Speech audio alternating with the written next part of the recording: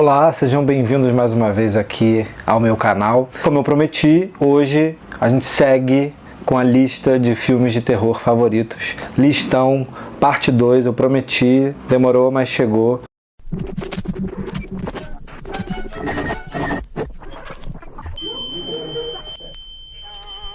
Senta aí, pega uma cadeirinha ou então bota aí o seu fonezinho de ouvido e vamos passar por uma lista de mais 13 filmes. Se você ainda não viu a lista número 1, vou deixar o card aqui em cima para você assistir. Antes de mais nada, eu vou pedir o seu like já nesse vídeo. Já deixa o like. Se você achar muito ruim, depois você desfaz o like. Você se inscreve aqui no meu canal se você ainda não é inscrito. Deixa o seu comentário aqui embaixo. Manda para outras pessoas esse vídeo. Compartilha, comenta. Nossa, o Pedro é muito bom fazendo vídeo. O canal dele é muito legal. Você já viu o canal do Pedro?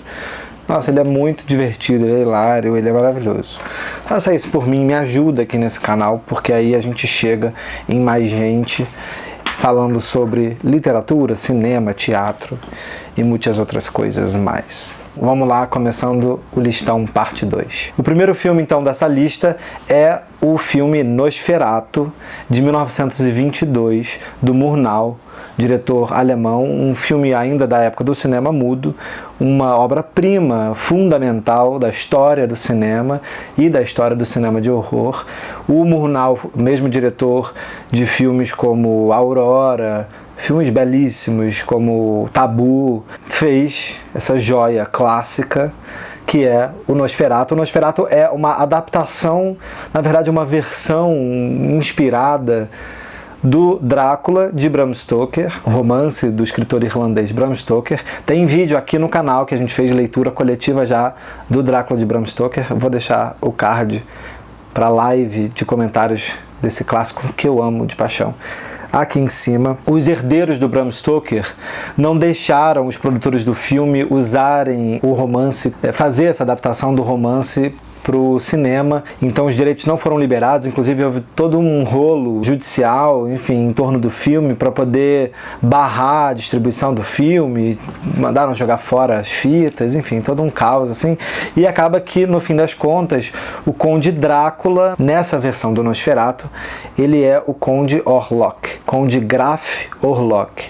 E a gente tem um protagonista assim como no romance. E ele também vai até a região ali da Romênia, nos Montes Cárpatos. Ele sai da região de Bremen, na Alemanha, vai até os Montes Cárpatos para poder vender uma propriedade para o Conde Orlok. Ele é mandado pelo seu chefe, meio a contragosto, mas ele acaba indo de todo modo, pega uma carruagem, o guia da carruagem abandona ele no percurso e ele acaba sendo levado pelo próprio conde disfarçado de charreteiro e vai até o castelo dele, que é um castelo completamente assustador. Ele vê os hábitos do conde, que são hábitos absurdamente sombrios, noturnos, e ele tem aquela aparência.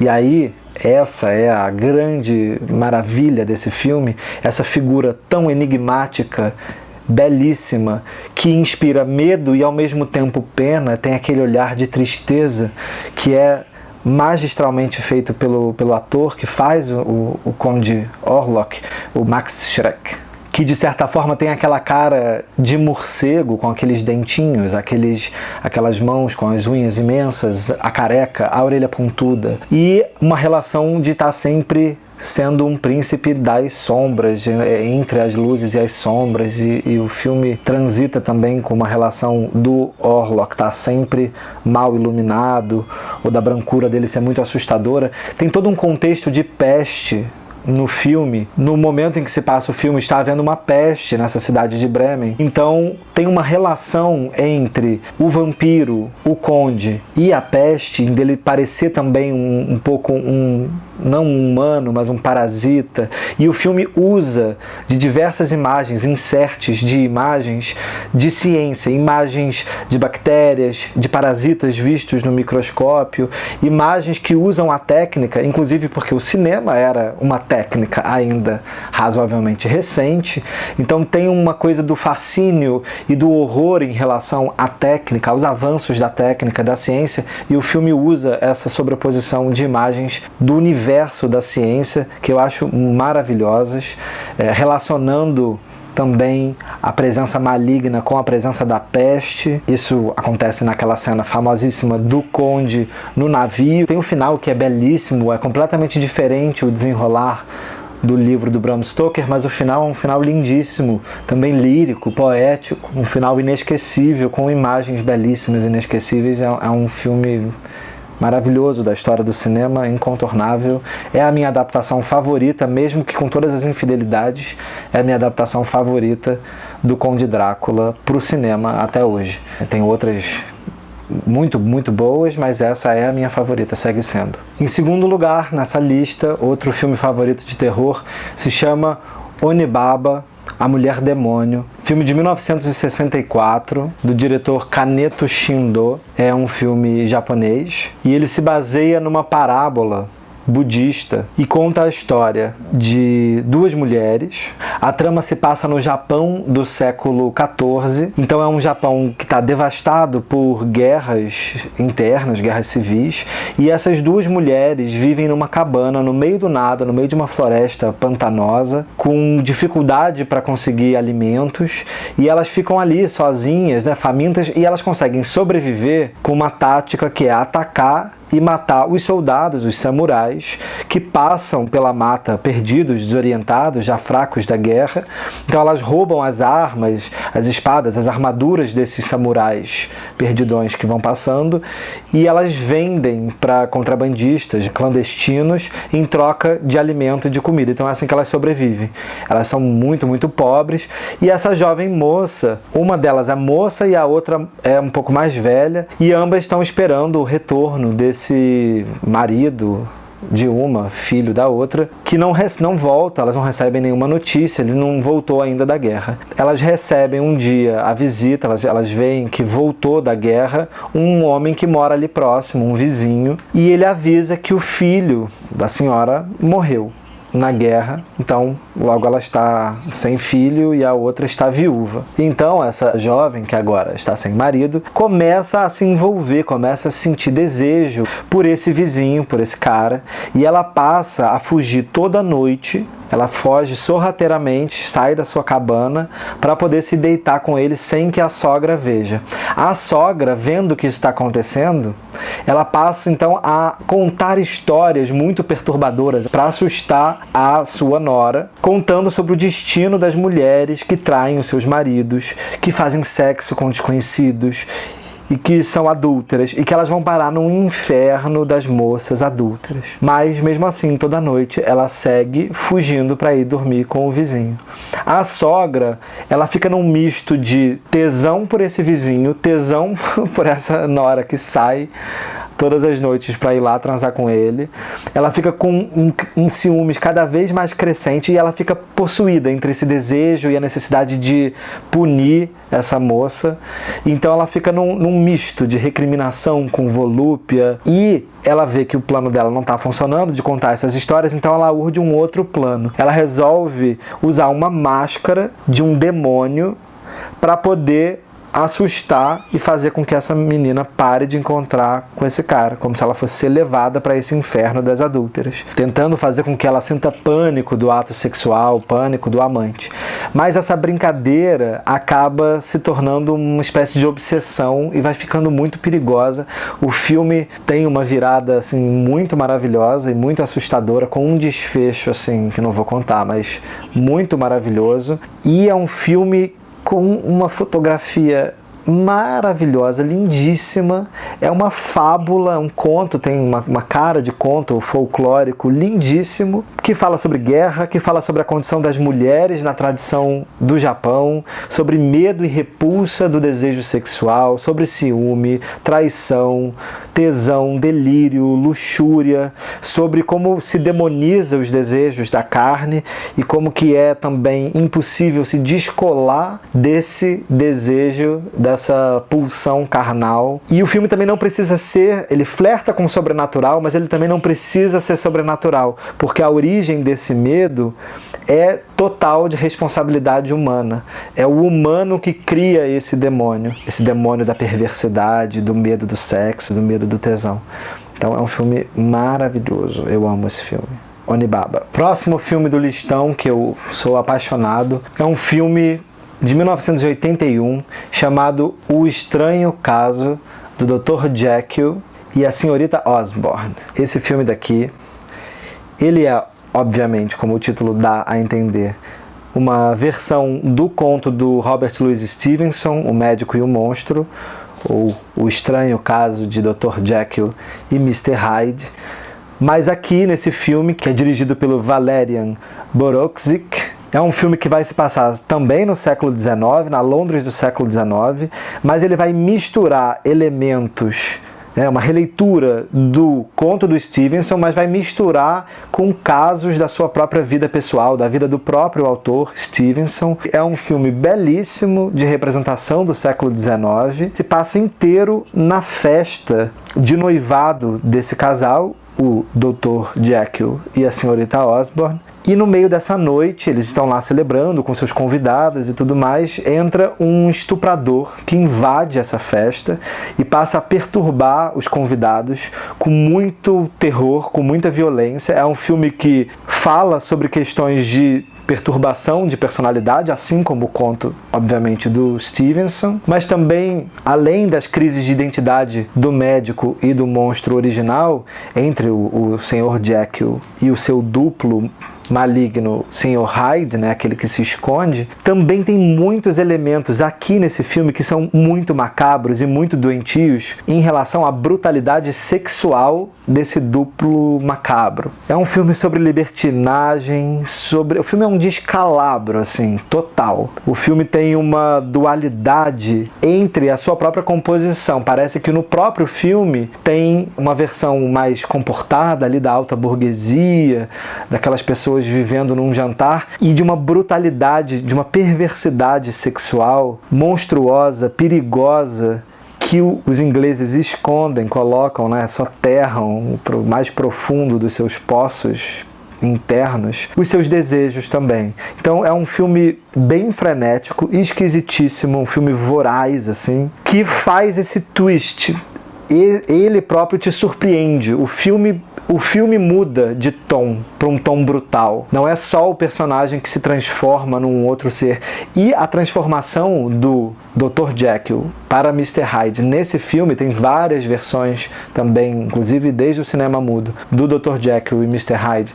Mas nessa versão, a transição é uma transição muito bizarra. Tem uma cena na banheira dele se transformando em Mr. Hyde, que é uma cena muito visceral, uma cena brutal, inesquecível, assustadora, e a figura que ele se transforma é uma figura muito macabra, muito estranha, que quando eu vi o filme eu fiquei na dúvida, caramba, eu não sabia se era o mesmo ator, que inclusive o ator que faz o filme é o Udo Kier, que é o ator de Bacurau, mas você não entende se ele se transforma quando ele vira o estuprador Mr. Hyde. É muito doentio também o filme, com diversos aspectos muito belos e muito incômodos. Um filme maravilhoso. Eu amo esse filme. Próximo da lista, não podia faltar em nenhuma lista de filmes de terror favorito. É um dos meus filmes favoritos de todos os tempos. É um clássico, incontornável, maravilhoso. Não tenho como não fazer uma lista de filmes de terror e não botar primeiríssimo, o único, maravilhoso, Pânico, o primeiro. Filme de 1996, do Wes Craven. É um filme que dispensa qualquer tipo de apresentação, enfim, mas eu queria falar um pouquinho por que eu amo muito o Pânico 1. Primeiro porque eu acho o primeiro de todos o mais bem realizado esteticamente, assim, eu acho ele um deslumbre estético, mas eu acho que ele é o filme que é o filme homenagem ao filme de gênero, é o filme que homenageia todos os outros filmes de terror, é um filme que ele próprio é um filme que lê os outros filmes, então ele é esse filme que é filme de terror, mas é filme pastiche, ele é um filme também quase filme ensaio, porque é um filme que pensa o horror enquanto ele acontece, pensa o gênero do slasher, comenta todos, ou diversos filmes de slasher anteriores. É um filme que contém nele esses outros filmes de alguma forma, então pegando uma trilha diegética do Halloween, do Carpenter, e bota como trilha dele próprio, porque alguém está assistindo o filme dentro do filme.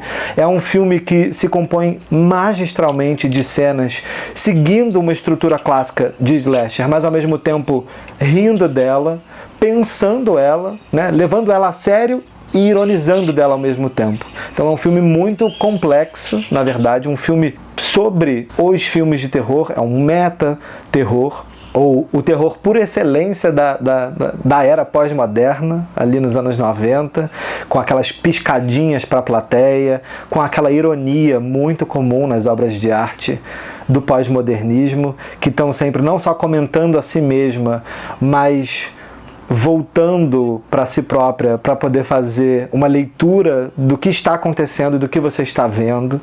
Um filme que transita com muito brilhantismo entre o horror e o humor, com aquele Ghostface que é assustador, é brutal, é muito violento, mas ao mesmo tempo escorrega, cai, tropeça. Então, assim, você tem ao mesmo tempo uma relação do filme de espetacularização da violência, questionamentos sobre o papel da mídia em relação à violência, o prazer e o riso com a barbárie, os adolescentes que assistem os filmes de horror e consomem os filmes de horror. Também é uma crítica a quem critica os filmes de horror. A grande e famosa frase de que os filmes de terror americanos não criam assassinos, mas deixam os assassinos mais criativos. Então é um filme que para mim fala sobre a criatividade do realizador dos filmes de terror, porque é um gênero que você tem lá, aquela sua cartilha de diversas regras, de como deve ser feito, de uma tradição. Isso testa também a maneira como cada um dos realizadores vai poder executar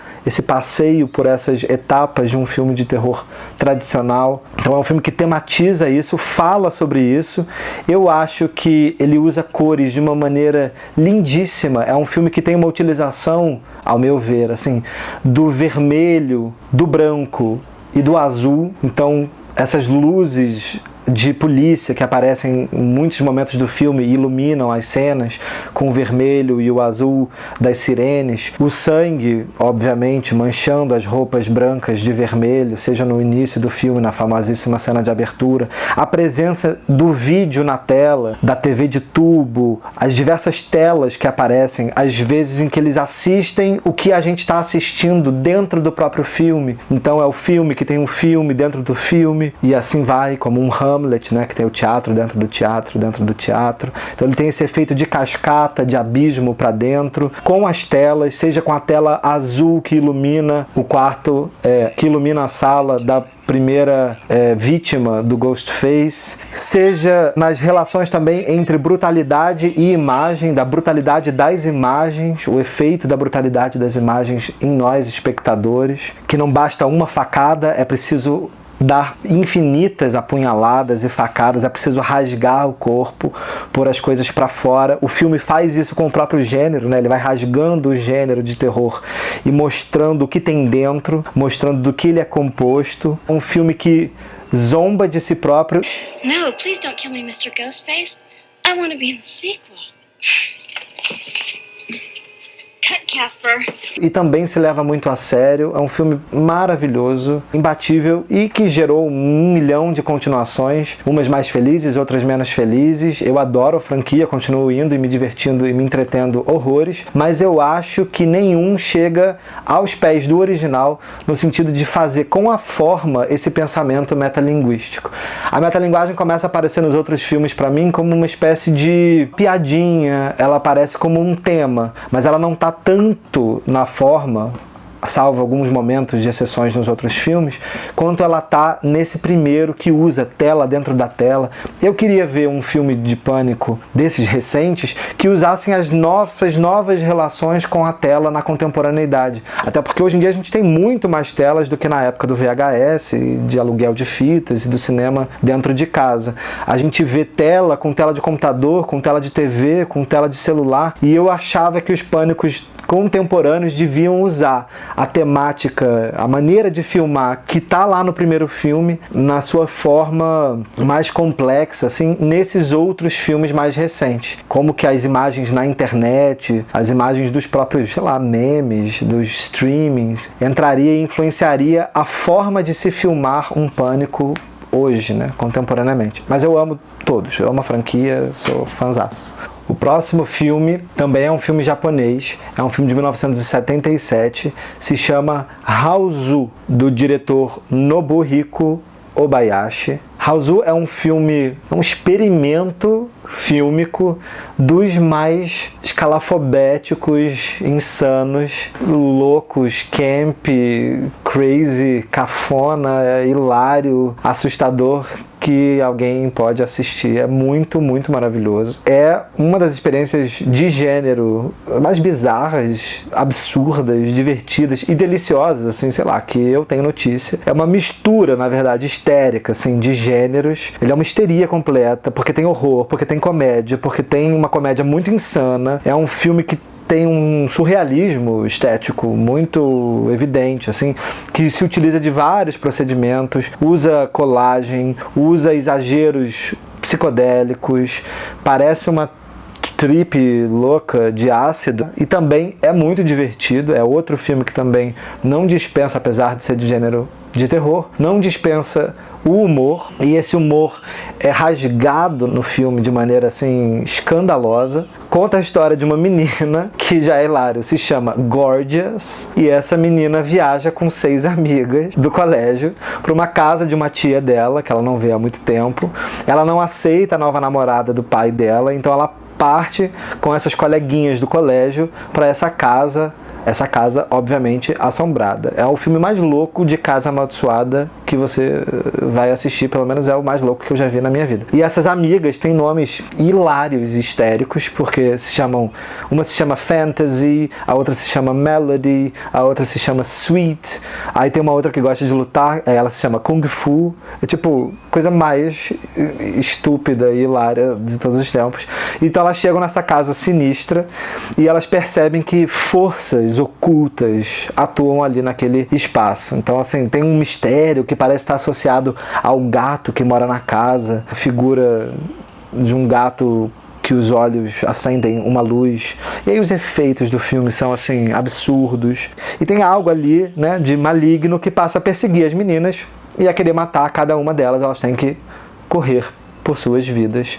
Bem assim, bem direto, bem frontal. Tem uma aura de fábula, uma aura infantil, inclusive usa do 2D, do cartoon. O filme é ele mesmo uma explosão, porque ele é uma explosão de imagens desvairadas, assim, doentes, que vão compondo esse painel, um mosaico cômico e terrível, delirante. Tem um overacting, assim, das atrizes, que é também todas as atrizes iniciantes, então elas atuam mal pra caramba, e essa é uma das grandes graças também. Tem uma linguagem do filme que faz lembrar até um pouco uma antecipação da linguagem da MTV, linguagem de videoclipe, aquela linguagem dos comerciais da MTV, que eram absurdamente frenéticos e experimentos de imagens, assim. O filme é lindamente lúdico, ele não esconde os artifícios dele, a teatralidade dele é totalmente à mostra, evidente. E é um filme muito cativante, assim. As sequências bizarras dele são perturbadoras, mas são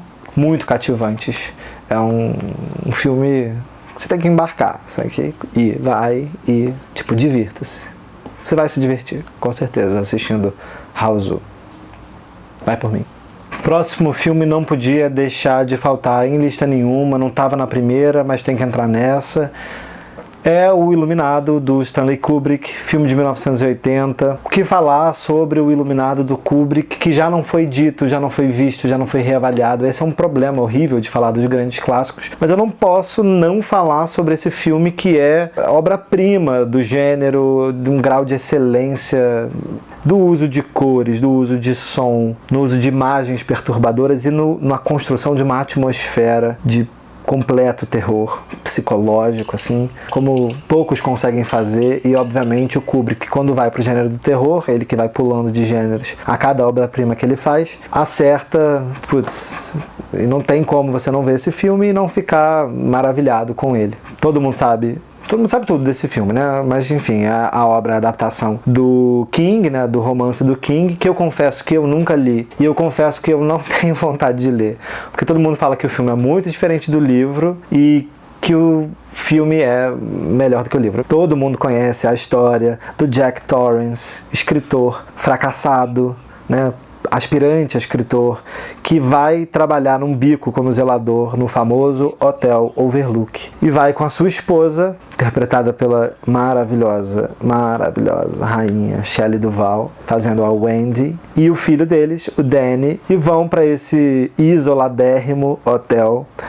O hotel que vai se cercando de neve a cada dia que passa. Aquela famosa contagem dos dias que arrepia qualquer um de nós. A utilização da ambientação, da câmera, enfim, tudo já foi falado também nesse filme, não tem nem graça. O paulatino abandono ali da sanidade do protagonista, dos protagonistas, porque a atuação da Shelley Duvall, assim como a do Jack Nicholson, a imagem de Shelley Duvall com aquela cara e com aquela faca, fica gravada na nossa mente para sempre. Ela andando naquela neve, naquela solidão, aquele som daquele triciclo do menino, os padrões famosérrimos dos tapetes, o som do triciclo andando e parando, tac, tac, tac, tac, tac, para, que tem do menino andando no triciclo, a visão das gêmeas, a moça dentro da banheira, todas aquelas imagens assustadoras, a imagem do urso, né? O urso, toda a relação com o hotel está povoado de outras assombrações, mas que ninguém sabe se são assombrações ou se são projeções das mentes perturbadas. E o labirinto dessa perturbação, o labirinto, as páginas vazias, uma escrita que não consegue chegar nunca em lugar nenhum, o labirinto, o Red Rum, tudo, obra-prima. O elevador de sangue, o sangue saindo daquele elevador e tomando conta de tudo, da câmera, da gente, afogando todos nós. Tudo aquele rigor formal, doentio, do Kubrick. Obra-prima, né? Obra-prima. A gente te ama, o Iluminado. Here's Johnny. Não tem como. É ele, né, galera? É ele. Outro grande favoritão de terror é The Blair Witch Project. A Bruxa de Blair.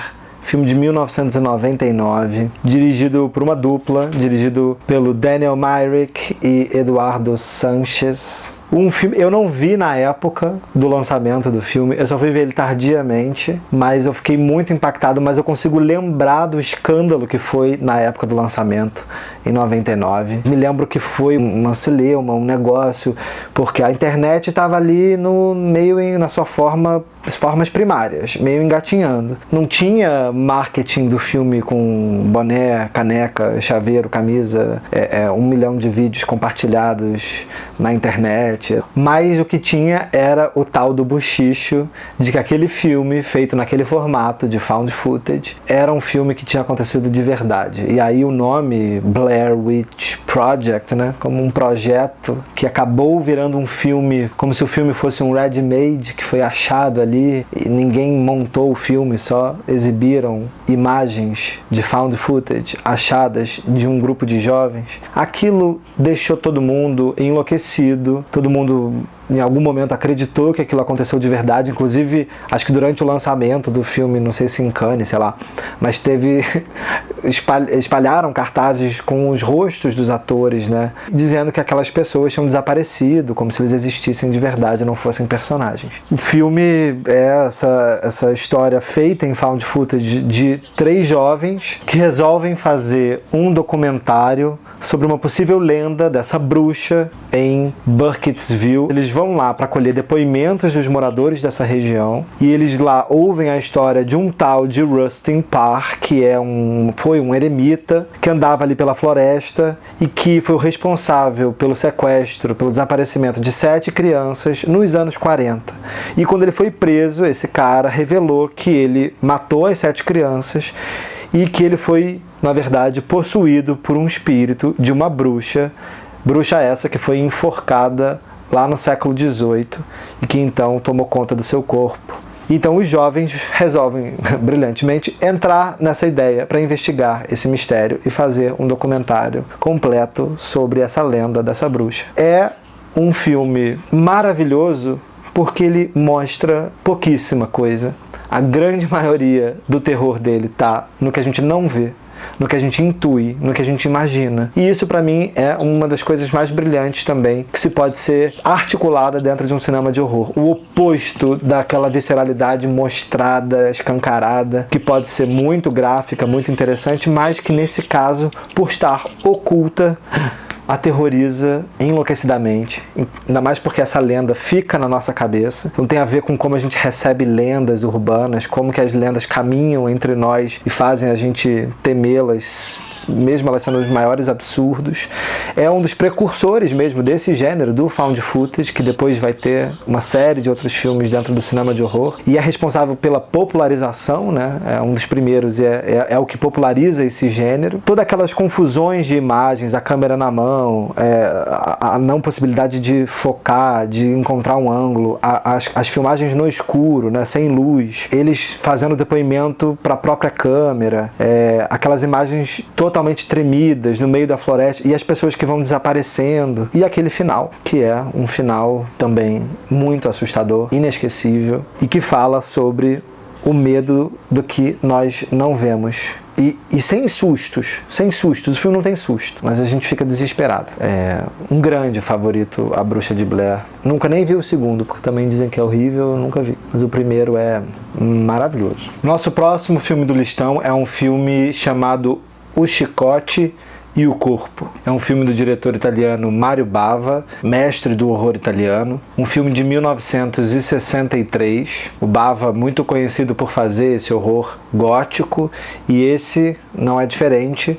É um filme que fala sobre um homem muito cruel, chamado Kurt, que é vivido pelo Christopher Lee, e ele retorna a uma mansão, um castelo que fica no litoral, e ele então retorna a esse castelo para poder infernizar a família dele, com a presença dele que é sádica. Ele é um homem violento, ele é filho de um conde e mora a família dele nesse castelo. O conde, mora o irmão dele, que está de casamento marcado com a Nevenka. O personagem do Kurt já tinha tido um caso anterior com a Nevenka e algo deu muito errado.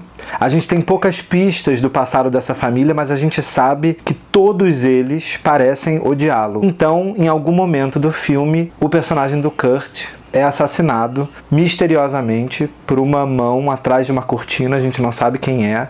Todos têm motivos para querer matá-lo. A Nevenka, ela possuía uma relação de desejo com ele muito forte, algo que parece sempre tragar ela em direção a ele, mesmo ele sendo muito sádico e violento. Uma coisa meio de Heathcliff, do Morro dos Ventos Uivantes. A relação deles é meio Morro, meio Emily Brontë. E depois de morto, a Nevenka fica tendo essas imagens, ela vê ele através das janelas, ela vê aparições espectrais dele fora da casa, ela vê pegadas de lama, como se ele tivesse saído das tumbas para poder chamá-la e levá-la com ele para eles poderem viver no além-túmulo. O filme tem um uso belíssimo, assim, do escuro, das cores. O filme tem um azul, um vermelho, um verde, uma iluminação que é, assim, uma das mais lindas que eu já vi no cinema de horror. Ele é esteticamente, plasticamente, um desbunde. Ao mesmo tempo tem figurinos de babá, assim, maravilhosos. E tudo é meio também um pouco melodramático, meio staged, meio teatral. Tem esse escuro belíssimo, com silhuetas marcadas no escuro. Eu acho que é um dos escuros mais bem filmados que eu já vi assim recentemente. Tem também um foco nos detalhes das partes do corpo, no rosto desse morto, no rosto do Christopher Lee, que aparece no escuro, sempre visitando a Nevenka. A mão dele que vai vindo num dos takes maravilhosos, que a mão vai se aproximando da tela, quase como se fosse um 3D sem 3D. A mão dele vai ficando imensa e iluminada com um verde. A mão parece uma aranha. O rosto dele cindido ao meio, nas sombras, o uso das sombras, os rostos estão sempre metade iluminado, metade nas sombras, o uso do vermelho, enfim. É um filme muito sedutor, muito elegante e muito perverso, porque a relação desses dois é assim de pura violência. Inclusive o personagem do Kurt fala para Nevenka: você sempre gostou da violência. Então ele sabe que ela na verdade se sentia atraída por essa violência dele, que na verdade ela é tão perversa quanto ele. O filme fala sobre sadismo, ele tem um chicote, ele fica dando umas chicotadas nela, arranca a roupa dela quando ela tá na cama, o fantasma dele tem essa relação sexual com ela. Assim, um filme lindo, lindo, muito, muito bem filmado pelo Mario Bava, obra-prima do Bava. Eu fiquei apaixonado, vi agora esse filme semana passada e entrou pra lista dos favoritos. Próximo filme, não podia faltar um filme nessa listona do mestre dos mestres, Alfred Hitchcock. Não tinha como não ter, aí podia entrar 1 milhão, mas eu escolhi um grande favorito, que é Os Pássaros, filme de 1963, The Birds. O filme é mais uma adaptação de uma obra da Daphne du Maurier, cuja obra o Hitchcock já tinha adaptado anteriormente em outros 2 filmes, no Jamaica Inn, que é o último filme que ele faz na fase dele britânica, e já tinha filmado o seu primeiro filme da sua fase americana, quando ele vai aos Estados Unidos, que é o Rebecca, o maravilhoso Rebecca, uma mulher inesquecível. E o filme vai contar pra gente a história da Melanie Daniels, que é uma mulher rica, uma mulher chique, vivida pela Tippi Hedren, que tá um ícone no filme, um ícone de beleza, de estilo, de moda. Ela conhece o advogado Mitch numa loja de animais e ali pinta um clima. Enquanto eles estão vendo uns bichinhos, ela decide ir atrás dele numa cidadezinha litorânea chamada Bodega Bay, na Califórnia. Ela tenta saber onde ele mora, ela pega então um barquinho para poder chegar a essa baía. Quando ela está chegando no cais, na doca, ela é atacada por um pássaro de maneira súbita e muito esquisita. Lá na Bodega Bay, então, a gente vai vendo essa pequena comunidade ali litorânea ser atormentada pela invasão completamente inexplicável, um ataque louco de pássaros que passam a acontecer e a perturbar toda essa comunidade. Diferente do Psicose, uma coisa muito única dos Pássaros é que o filme não tem nenhuma trilha sonora. Isso, inclusive, foi uma escolha do Bernard Herrmann, que é o parceiro de trabalhos, né, que assina a composição da grande maioria das obras do Hitchcock, famosíssimo por fazer a música, né, clássica do Psicose. E isso foi uma escolha deliberada. Ele é acreditado no filme apenas como uma espécie de supervisor sonoro, e ele, justamente com o silêncio, faz com que o grasnado, né, dos pássaros, o barulho dos pássaros, aqueles grunhidos, o ruflar daquelas asas fique muito em evidência. E o uso do silêncio. O filme tem um uso do silêncio.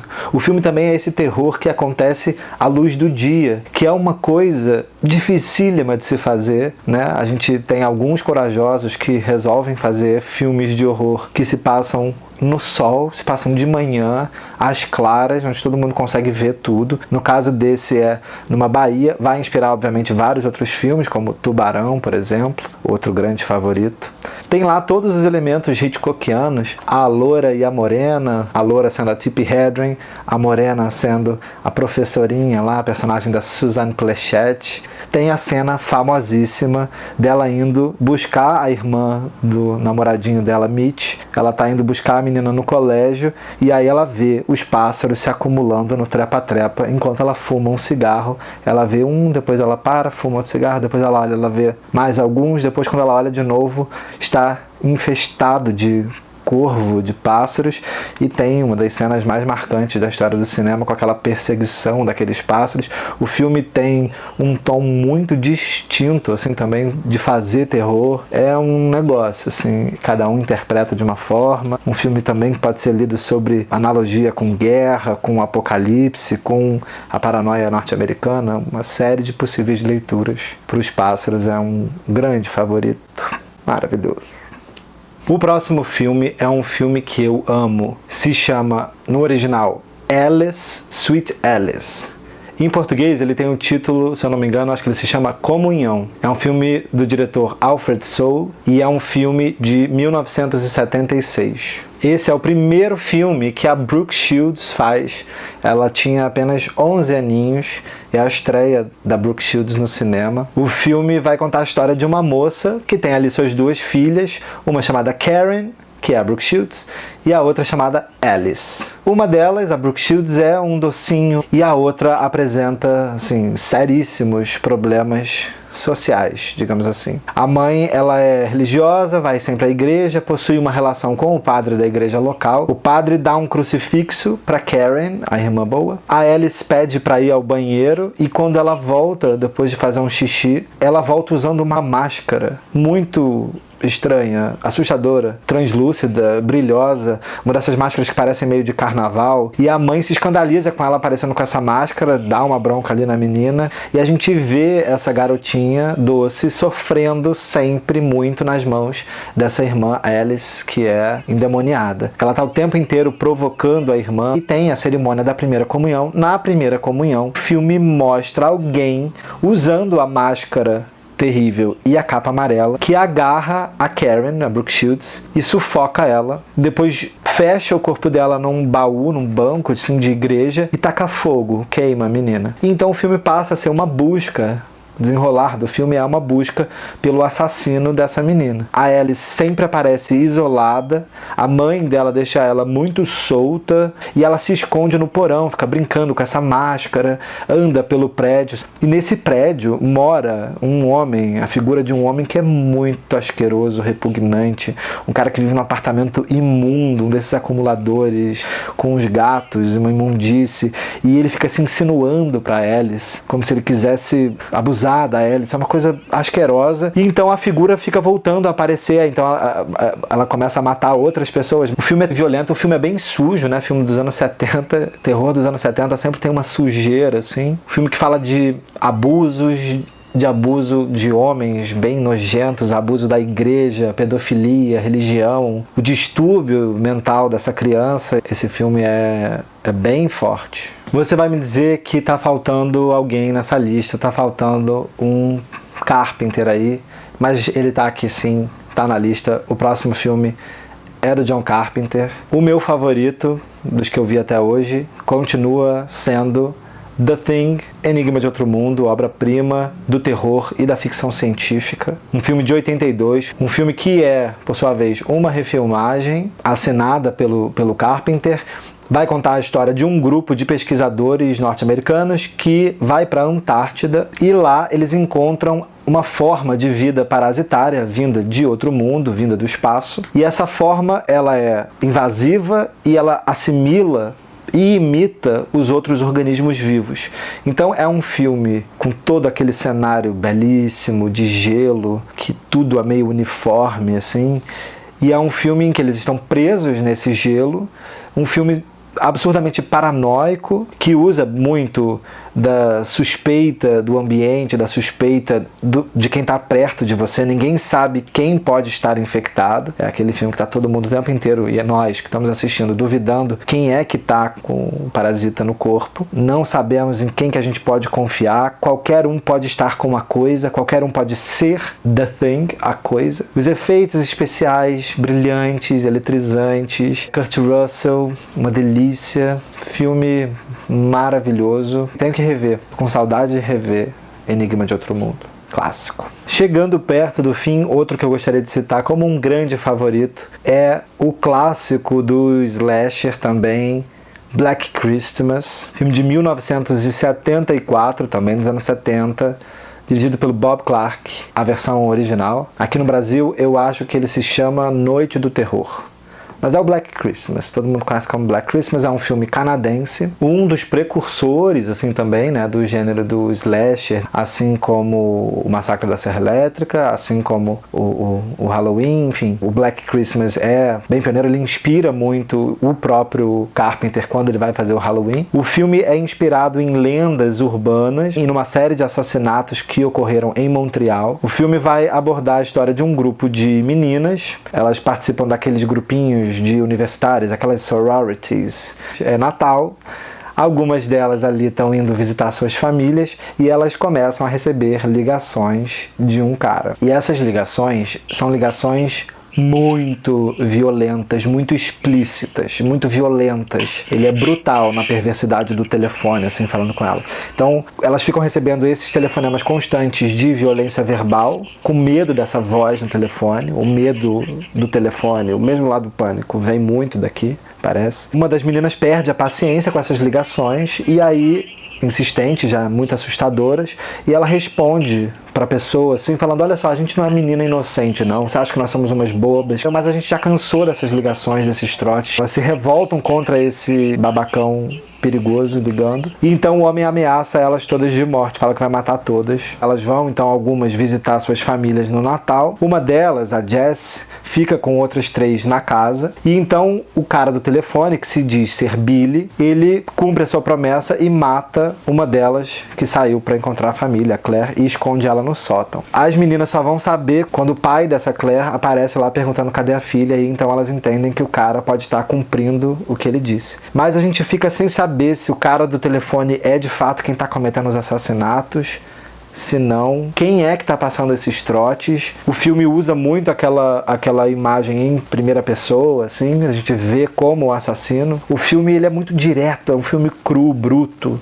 É um filme também que tem muita força nessas personagens femininas, de uma articulação dessas meninas para poder se fortalecer contra essa violência masculina externa, fora da casa, elas confinadas nessa casa. É um filme maravilhoso, natalino, para você ver e rever com toda a sua família em todo o Natal. Um dos meus favoritos também, Black Christmas. E por último, mas não menos importante, um filme recentíssimo. Ele é de 2022, mas acho que aqui ele só acabou chegando esse ano, 2023. Se chama The Outwaters.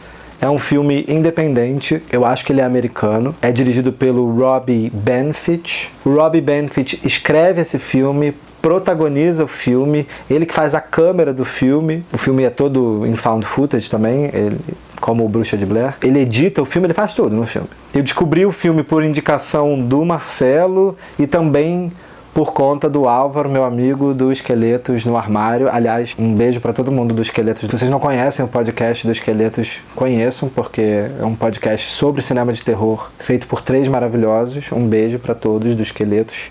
Inclusive tem uma participação minha nos Esqueletos lá, falando sobre possessão. E ouçam lá os episódios da galera do Esqueletos, eu adoro, ouço sempre. Eu lembro do Álvaro comentando desse filme, eu fui ver e eu fiquei chocado com o filme. É um filme que tem essa estrutura de câmera encontrada. Então o filme é dividido em 3 partes, como se fossem 3 cartões de memória. A primeira parte do primeiro cartão de memória, o filme só tem registros meio que ao acaso desses jovens, que são jovens fazendo meio que nada.